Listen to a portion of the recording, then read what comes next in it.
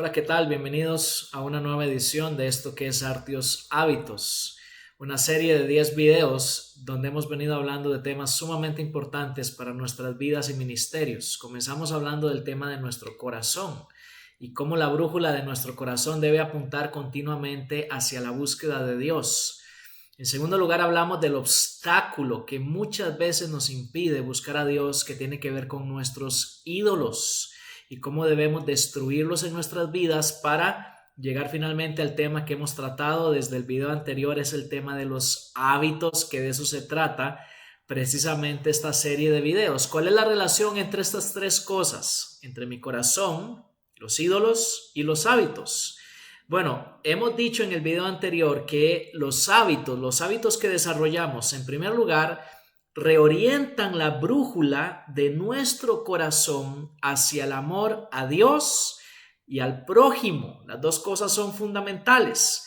Pero en segundo lugar, nuestros hábitos también destruyen los ídolos que hay en nuestras vidas. Dijimos que son fuerzas iconoclastas en nuestros corazones. La palabra iconoclasta significa destructor de ídolos.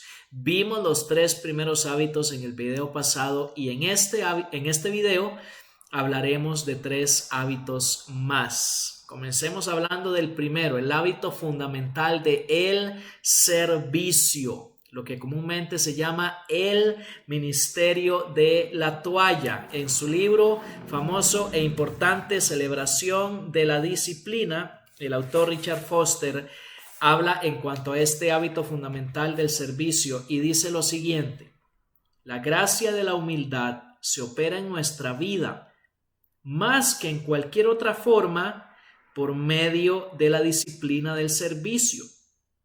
La humildad, como todos sabemos, es una de aquellas virtudes que nunca se consigue buscándola.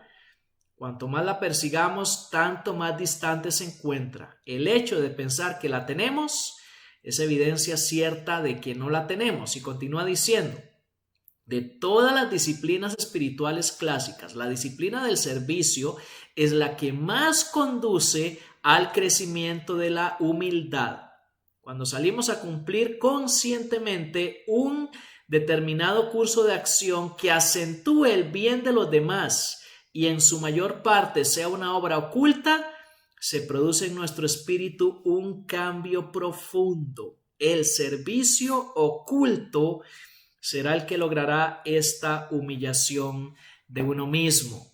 Quisiera tratar un pasaje clásico en la carta a los Filipenses, la carta a los Filipenses, capítulo 2, versículos 19 hasta el 24, donde Pablo escribe lo siguiente. Filipenses capítulo 2, versículos 19 al 24. Mas espero en el Señor Jesús enviarles pronto a Timoteo, a fin de que yo también sea alentado al saber de su condición, pues a nadie más tengo del mismo sentir mío, y que esté sinceramente interesado en su bienestar, porque todos buscan sus propios intereses, no los de Cristo Jesús. Pero ustedes conocen sus probados méritos, que sirvió conmigo en la propagación del evangelio como un hijo sirve a su padre. Por tanto, a este espero enviarlo inmediatamente, tan pronto vea cómo van las cosas conmigo, y confío en el Señor que también yo mismo iré pronto.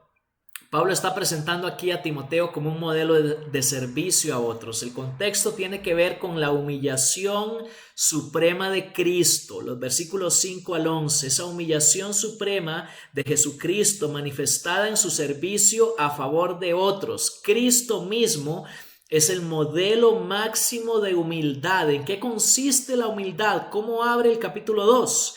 El apóstol Pablo, versículos 1 al 4, definiendo la humildad, la cual consiste en poner a otros y sus intereses por encima de nosotros y nuestros propios intereses. Esto es tan importante, hermanos, que quiero repetirlo. Para Pablo, la humildad consiste en poner a otros y sus intereses por encima de mí mismo y de mis propios intereses. Después de que Pablo pone a Jesucristo como modelo supremo de esa clase de humildad sacrificial, se pone a sí mismo el apóstol Pablo como modelo de esa misma clase de humildad en los versículos 12 al 18. Luego presenta a Timoteo como modelo en el pasaje que ya leí y finalmente en la última parte del capítulo 2 a Epafrodito, otro siervo de Dios, en los versículos 25 al 30. Todo Filipenses 2 es un compendio de modelos de esa clase de humildad servicial. 4. Cristo, Pablo, Timoteo y Epafrodito. Todos ellos son ejemplos de esa clase de humildad y de servicio, incluso hasta el extremo de arriesgar la vida por el bien de los demás. Jesucristo no solo la arriesgó, la entregó, fue obediente hasta la muerte y muerte de cruz, dice Pablo, pero en el caso de Pablo mismo, Timoteo y Epafrodito estaban arriesgando sus vidas por el servicio a otros. Quisiera que notaran en el versículo 21, en la primera parte del pasaje que leí, donde Pablo dice que todos buscan sus propios intereses y no los de Cristo Jesús, cómo él hace una triste evaluación del común de las personas, incluso del común de aquellos que nos encontramos en el ministerio. No somos humildes, sino que buscamos nuestros propios intereses en lugar de buscar los de Cristo. Esa triste evaluación que hace Pablo contrasta con la orientación de la vida de Timoteo, quien sí está buscando activamente los intereses de Jesucristo. Timoteo es el único, dice Pablo, que comparte la humildad y el servicio de Pablo mismo. De eso habla en el versículo 20. El servicio humilde se concretiza y manifiesta en buscar activamente los intereses de Cristo y no los propios. ¿Cuáles son entonces esos intereses? Pablo menciona 3 en ese pasaje. Primero, el bienestar de las iglesias, de sus iglesias porque pertenecen a Cristo, versos 19 y 20. Segundo, el avance de su evangelio, que es el evangelio de Cristo, verso 22. Y tercero, el servicio de sus ministros, de los ministros de Cristo, versos 22 al 24. Esos son los 3 intereses de Cristo que Timoteo buscaba activamente: el bienestar de sus iglesias, el avance de su evangelio y el servicio de sus ministros. Nosotros también, hermanos, debemos entregarnos activamente a la búsqueda de estos 3 intereses. Si así lo hacemos, si dedicamos nuestra vida a servir de esta manera, lograremos destruir el ídolo de la ambición en nuestros corazones, un ídolo con el que muchos de nosotros batallamos, del cual ya hablamos cuando tocamos el tema del discipulado. En el Evangelio de Marcos, capítulo 9, versículos 35 al 37, capítulo 10, versículos 35 al 37 también, y más adelante, versículos 43 al 44, el Señor Jesús nos previene contra el ídolo de la ambición, el deseo de ser grande y ser primero. La petición de Jacobo y de Juan: queremos sentarnos uno a tu derecha y el otro a tu izquierda. También el apóstol Juan, en un pasaje que ya estudiamos anteriormente, en 1 de Juan 2:16, habla de este ídolo de la ambición. Juan le llama la vanagloria de la vida. Es el ídolo del éxito, de los logros, del estatus, que es una mezcla de reconocimiento más posición. Personalmente, ya lo he confesado en algunos otros videos, tengo problemas en mi corazón con este ídolo del éxito, de la ambición, de los logros. Es únicamente, como bien lo dice el apóstol Pablo y como vimos en la cita de Richard Foster, únicamente a través del hábito del servicio que lograremos destruir este ídolo en nuestros corazones. También el pastor Rick Warren, en su famoso libro Una vida con propósito, nos ayuda a entender mejor el hábito del servicio a los demás. Rick Warren dice: solo cuando nos olvidamos de nosotros mismos, podemos hacer cosas que merecen ser recordadas. El servicio comienza en tu mente, dice el pastor Warren, y más adelante sigue hablando de este tema de la siguiente manera. Los siervos hallan que los símbolos de estatus son innecesarios y no miden su valor por sus logros. No miden su valor por sus logros. Los siervos piensan en el ministerio como una oportunidad, no como obligación. Saben que servir es el mejor uso que pueden darle a su vida y que Dios ha prometido recompensarlos. Necesitamos aprender a actuar y pensar como siervos de los demás. También otro autor que he venido citando en estos videos, Dietrich Bonhoeffer, nos ayuda a entender este ídolo fundamental del servicio en su libro Vida en Comunidad. Dice lo siguiente: debemos estar siempre dispuestos a aceptar que Dios venga a interrumpirnos. Repetidamente, incluso a diario, se cruzará en nuestro camino y trastocará nuestros proyectos humanos con sus propias exigencias. No debemos negar nuestra ayuda a quienes la necesiten, ni administrar nuestro tiempo por nuestra cuenta, sino dejar que sea Dios quien nos lo llene. Esto forma parte de la escuela de la humildad. Por supuesto que esto no es fácil, creo yo, para ninguno de nosotros, por lo menos no lo es para mí. Permitir que sean otros los que dicten nuestra agenda por medio de las peticiones a servirles que nos hagan. Ahora, esto de convertir el servicio en un hábito, ya lo hablamos, cambia nuestros corazones, destruye lenta y gradualmente nuestra ambición. Quisiera citar también a el experto en liderazgo John C. Maxwell, quien en su libro Las 21 cualidades indispensables de un líder dice lo siguiente en cuanto al hábito del servicio, y cito: si la actitud de servidor está visiblemente ausente de tu vida, la mejor manera de cambiarla es comenzar a servir. Empieza a servir con tu cuerpo y tu corazón finalmente lo captará, y sigue haciéndolo hasta que cambie tu corazón. Si quieres, hablando de liderazgo, dirigir en el nivel más alto, tienes que estar dispuesto a servir en el nivel más bajo. Se trata de servir como hábito, independientemente de que sintamos o tengamos la disposición de hacerlo o no hacerlo. El servicio es fundamental, es un hábito indispensable en aquellos que nos llamamos ministros de Cristo. El segundo hábito del que quiero hablar en este video es el hábito de la sencillez. La sencillez.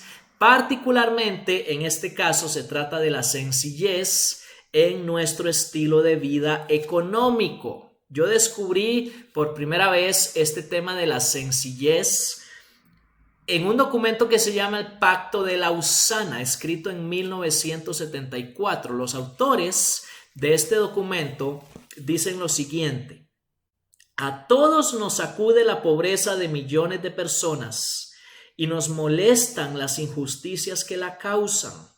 Aquellos de nosotros que vivimos en circunstancias holgadas aceptamos nuestro deber de desarrollar un estilo de vida sencillo a fin de contribuir más generosamente tanto a la ayuda material como a la evangelización. El movimiento de Lausana continuó con este tema de un estilo de vida sencillo en lo que se llama el Compromiso de Ciudad del Cabo, escrito en el año 2010. Los autores dicen lo siguiente: sobre todo, debemos reemplazar el egoísmo y la avaricia por la enseñanza bíblica sobre la abnegación y la caridad generosa, como las marcas del verdadero discipulado de Cristo. Afirmamos el histórico llamado de Lausana a practicar estilos de vida más sencillos. Se trata de traer sencillez a nuestras vidas en el aspecto económico, en el aspecto financiero.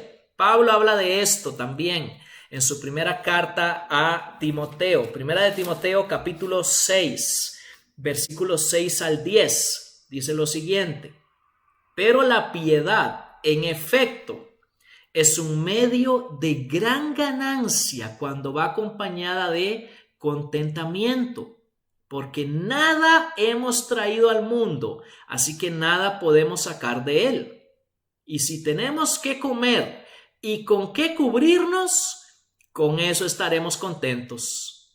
Pero los que quieren enriquecerse caen en tentación y lazo y en muchos deseos necios y dañosos que hunden a los hombres en la ruina y en la perdición. Porque la raíz de todos los males es el amor al dinero, por el cual, codiciándolo algunos, se extraviaron de la fe y se torturaron con muchos dolores. Lo que aquí llamamos sencillez, Pablo lo llama contentamiento, pero es lo mismo. Pablo dice en el versículo 8 que la piedad y el contentamiento van juntos. Es muy importante esto. ¿Significa entonces, pregunto, que no podemos disfrutar de la vida? No significa eso. Por supuesto que no, porque más adelante en ese mismo pasaje, en 1 de Timoteo 6, los versos 17 al 19, escribiendo a los ricos, Pablo dice que Dios nos da todas las cosas en abundancia para que las disfrutemos. Sin embargo, es importante desarrollar la sencillez en nuestras vidas. De nuevo, citando a Richard Foster en su libro Celebración de la Disciplina, que habla también de esta disciplina de la sencillez. Él dice lo siguiente: la disciplina cristiana de la sencillez es una realidad interna que da como resultado un estilo de vida externo.